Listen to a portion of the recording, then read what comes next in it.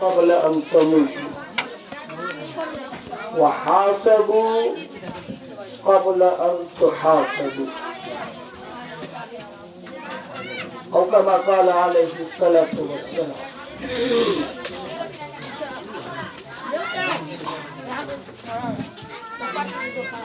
معزز سامعین کرام، پردہ نشین ماں بہنیں، آج کی یہ نشست تعزیتی نشست ہے۔ یقیناً حضرات گرامی، ایسی مجالس اس لیے متعین سجائی اور سواری جاتی ہے تاکہ ہم اپنے آباء و اجداد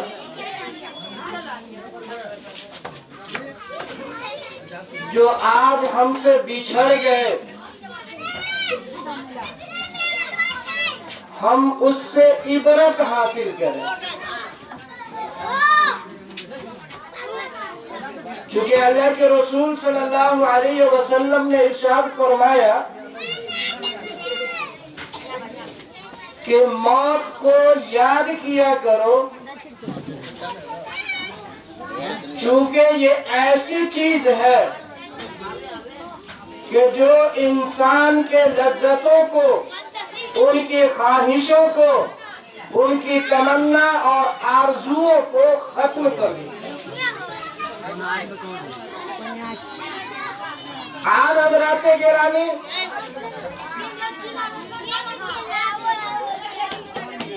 یہ موت ایک ایسی حقیقت ہے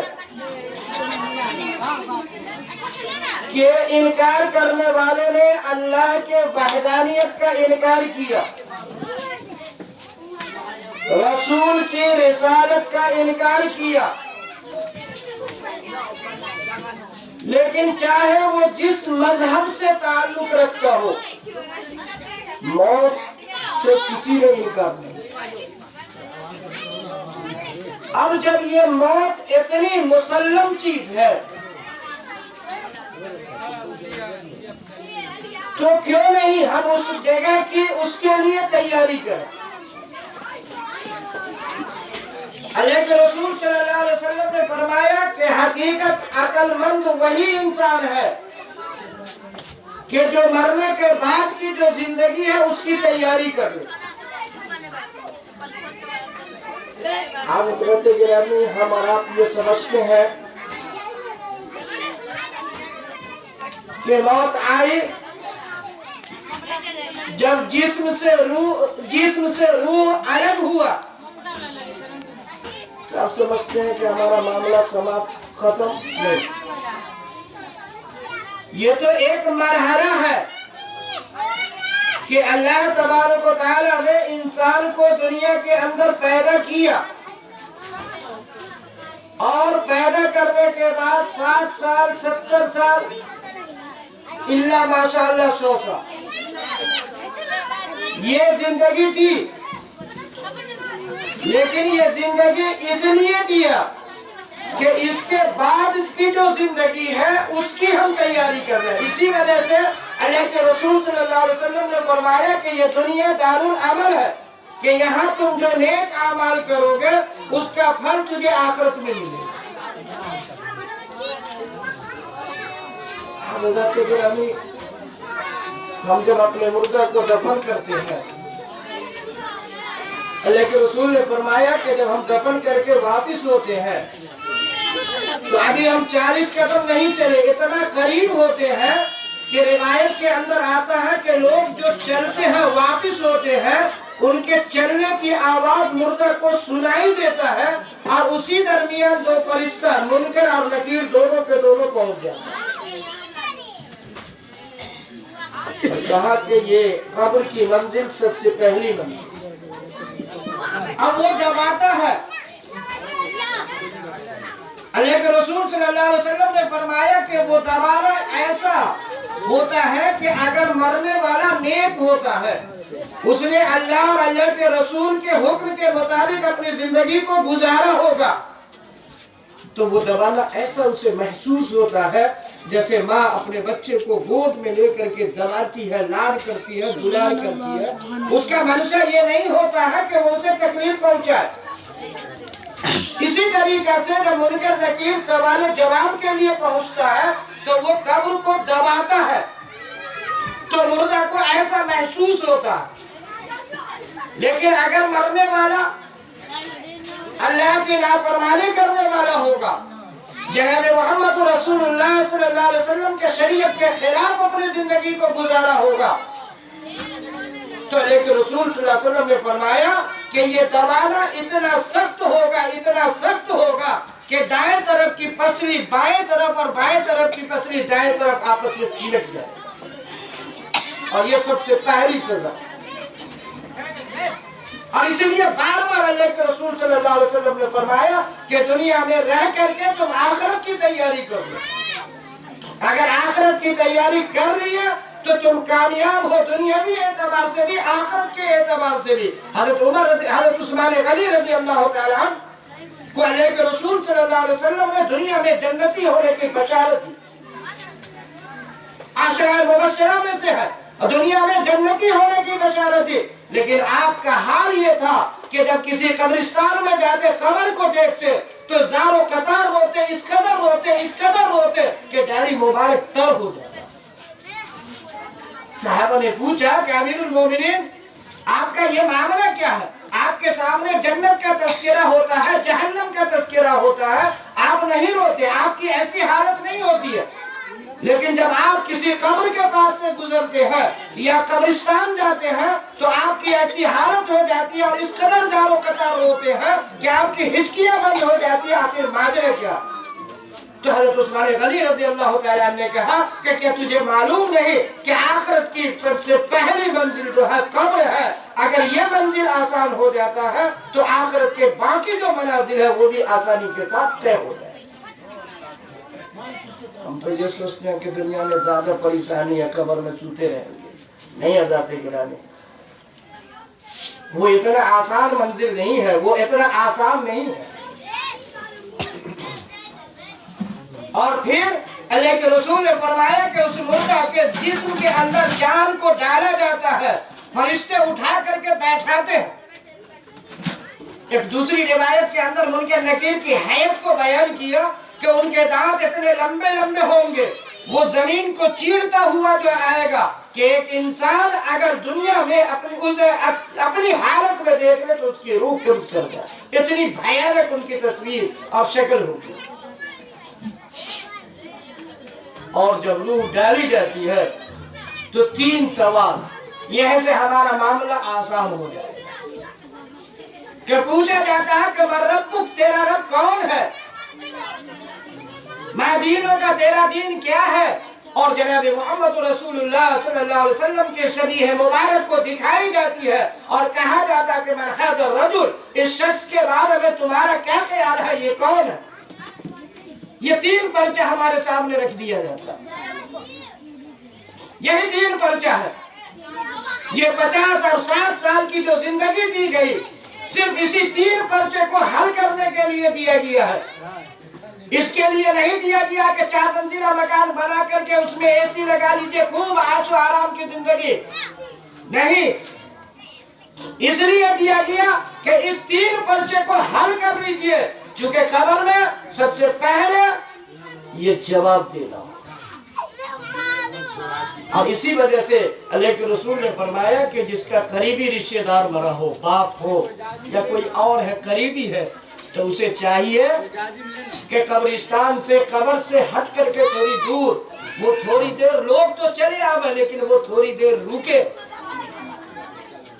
कि जब मुर्दा को जिस्म के अंदर रूह डाली जाती है तो वो इधर उधर देखता है और अल्लाह ताला उनके आंख के अंदर वो बसीरत देता है कि अगर उसका कोई करीबी रिश्तेदार वहां पे होता है तो उसे देखता है और देखने के बाद उसे तसल्ली होती है कि अगर ये आने वाला जो 2 फरिश्ते हैं, अगर ये हमें कोई नुकसान पहुंचाएगा तो हम उसे बुला लेंगे, वो हमारी मदद करेगा। हालांकि ऐसा नहीं, لیکن اللہ کے رسول نے فرمایا کہ لوگوں کو چاہیے کہ قریب میں رکے.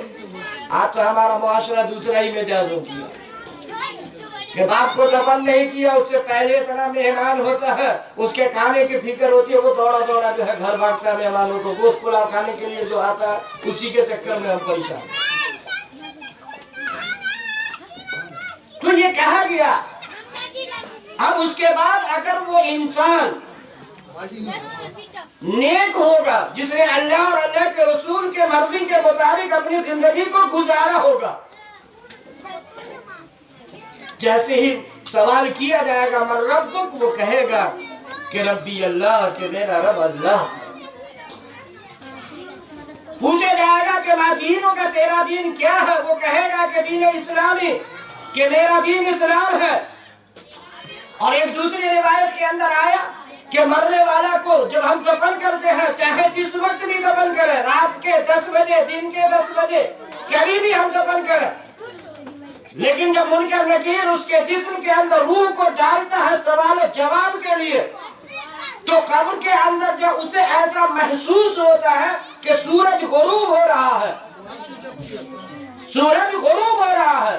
اب وہ شخص اگر دنیا کے اندر نماز کی پابندی کرنے والا ہوگا, جب مؤذن حی علی الصلاۃ اور حی علی الفلاح کی صدائیں بلند کرتا ہے تو وہ مسجدوں کی طرف دوڑنے والا ہوگا, تو وہ فرشتہ سے کہے گا کہ تھوڑی دیر ٹھہر جاؤ, میری نماز قضا ہو جائے گی, میں نماز پڑھ لیتا ہوں, پھر تو جس چیز کے بارے میں سوال کرے گا ہم تیرے سوال کا جواب دیں گے.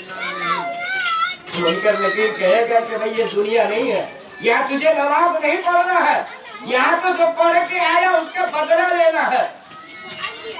پھر وہ آپس میں ایک دوسرے سے کہیں گے کہ بھائی اس سے کیا سوال کرنا, یہ تو یہاں بھی نماز کا اتنا دیوانہ ہے کہ یہاں بھی نماز پڑھنے کے لیے کہا جا.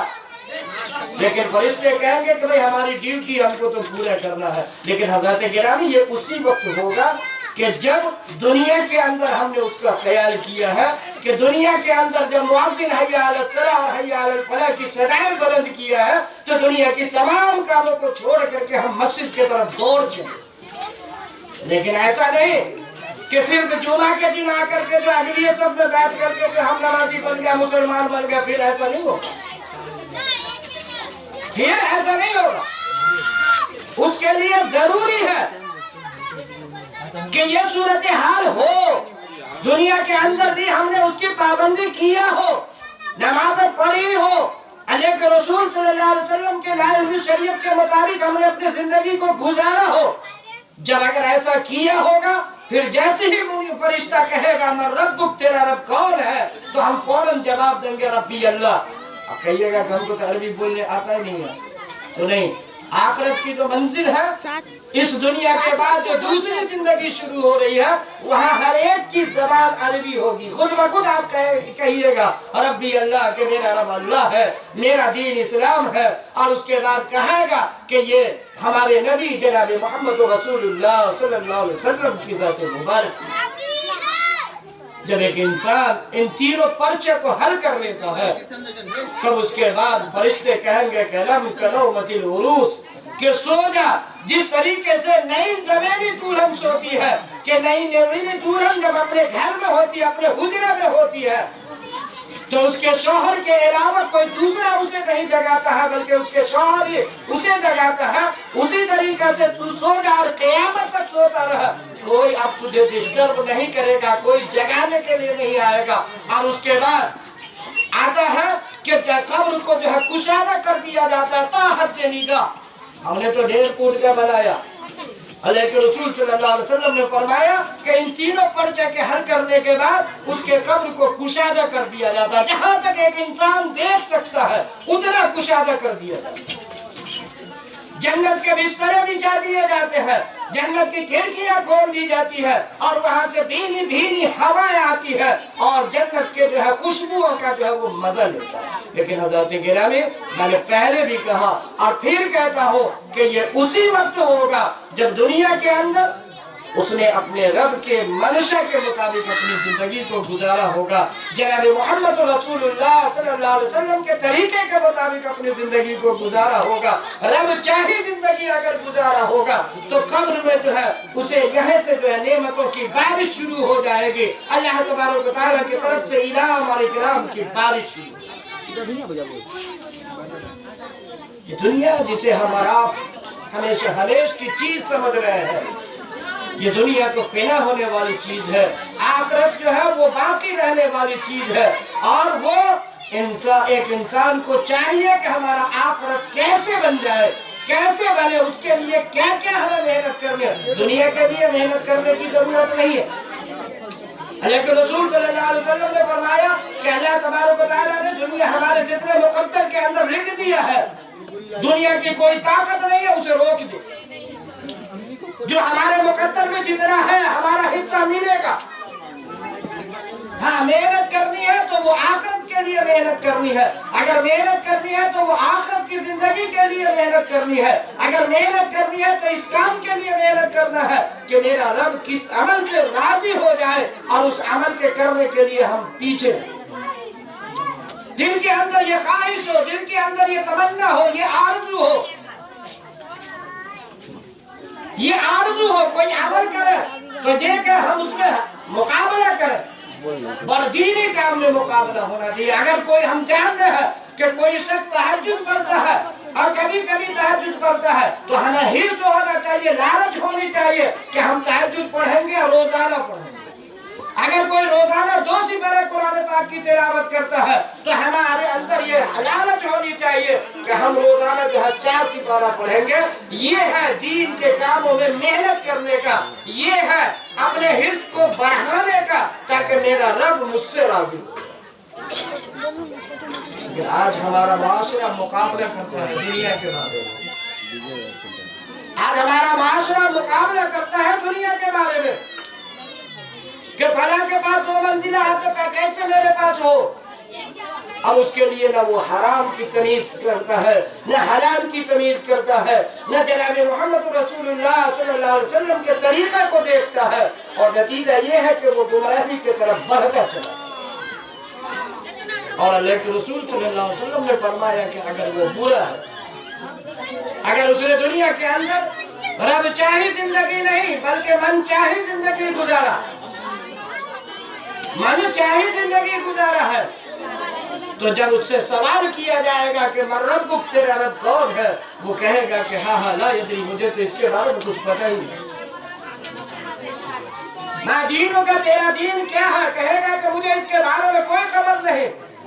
जब जनाब मोहम्मद रसूलुल्लाह सल्लल्लाहु अलैहि वसल्लम के चेहरे मुबारक को दिखाई जाएगी, पूछा जाएगा कि मन हाज़ा रजुल, इस शख्स के बारे में तेरा क्या ख्याल है, वो कहेगा कि हाँ हाँ ला यदरी, मुझे कुछ मालूम नहीं।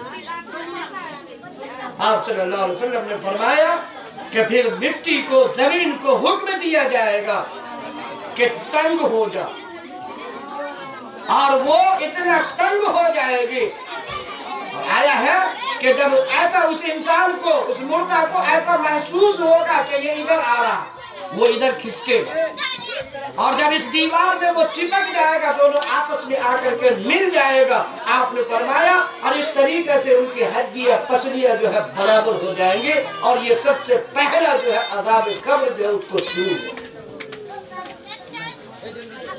जहन्नम की खिड़कियां खोल दी जाएंगी, जहन्नम से बिस्तर बिछा दिए जाएंगे, और उन्हें अजाब जो है देना उस वक्त से लेकर के क़यामत तक उस इंसान को अजाब के अंदर मुब्तला गिरावे। इस वजह से हज़रत उमर रज़ी अल्लाह तआला अन्हु ने फरमाया कि चूंकि कब्र की मंजिल सबसे पहली मंजिल है, अगर ये आसान हो जाता है तो आखिरत के जितने भी मनाजिल है वो तमाम के तमाम आसान हो जाएंगे। इसलिए जब मैं कब्रिस्तान पहुंचता हो तो रोता हो कि उस वक्त से कहीं ऐसा न हो कि अल्लाह तबारक व तआला मेरे साथ पता नहीं क्या मामला करेगा, मेरे साथ क्या मामला किया जाएगा। इसलिए मैं रोता हूँ कि रब, अगर मुझसे कोई गलती हो गई है, मुझसे अगर कोई कोताही हो गई है, अगर मुझसे कोई लग़ज़िश हो गई है, तो रब मैं तुझसे फरियाद करता हूँ, मैं तुझसे माफी मांगता हूँ अपनी खताओं का, अपनी लग़ज़िशों का, अपनी गलतियों। यकीनन हज़रात गिरामी, आज जो हम ताज़ियती प्रोग्राम के अंदर आए हैं, इसलिए नहीं कि हम जब इस प्रोग्राम में कुछ सुन लेंगे, कुछ खा लेंगे और चले जाएंगे, मेरी जिम्मेदारी खत्म नहीं। आज हज़रात गिरामी हमें गौर करना होगा, हमें अपने गिरबान में झांकना होगा, अपने आमाल का जायजा लेना होगा कि आज जिस घर में हम हैं वो साहिब खाना आज हमारे बीच नहीं है, कल हमारी बारी है, लेकिन हमने उस जगह के लिए क्या तैयारी की, क्या हमारे पास तैयारी है कि नहीं। एक इंसान यहाँ से जब दरभंगा से बॉम्बे जाने का सफर शुरू करता है तो उसके लिए वो तैयारियां करता है, लेकिन इतनी लंबी सफर, आखिरत की सफर हम करेंगे और हमारे पास क्या तैयारी है, कुछ भी नहीं, तो हमसे बड़ा बेवकूफ कौन होगा। शाह बहलोल का मशहूर वाक़या कि शाह बहलोल चूंकि मजलूम किस्म के आदमी थे और हमेशा अल्लाह और अल्लाह के फिक्र में जो है अल्लाह अल्लाह में लगे रहते थे। एक मर्तबा उमर बिन अब्दुल अजीज के दरबार में बार बार वो जाया करते थे और उमर बिन अब्दुल अजीज उनसे मजाक भी किया करते थे।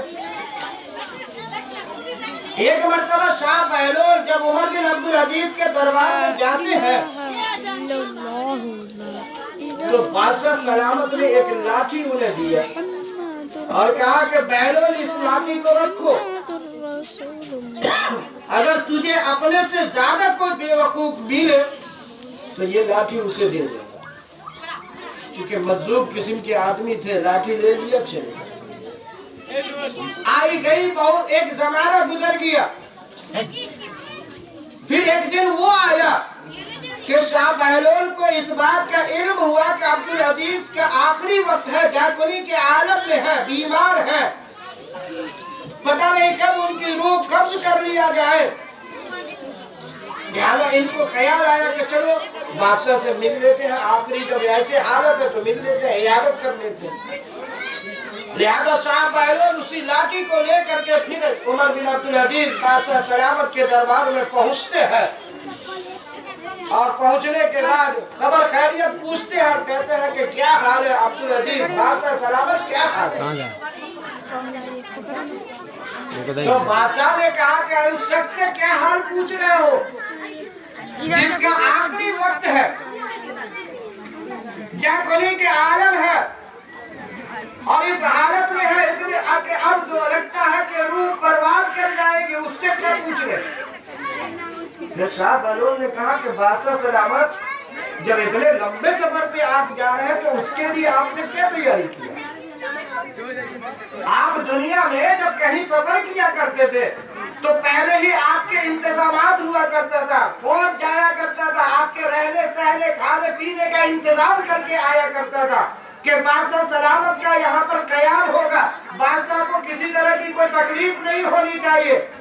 जबकि एक दिन के लिए जाते थे, 2 दिन के लिए जाते थे, 4 दिन के लिए जाते थे तो ये तैयारी होती थी, रास्ता हटो बचों का पुलिस का पहरा हुआ करता था, इतने सारे इंतजाम होते थे।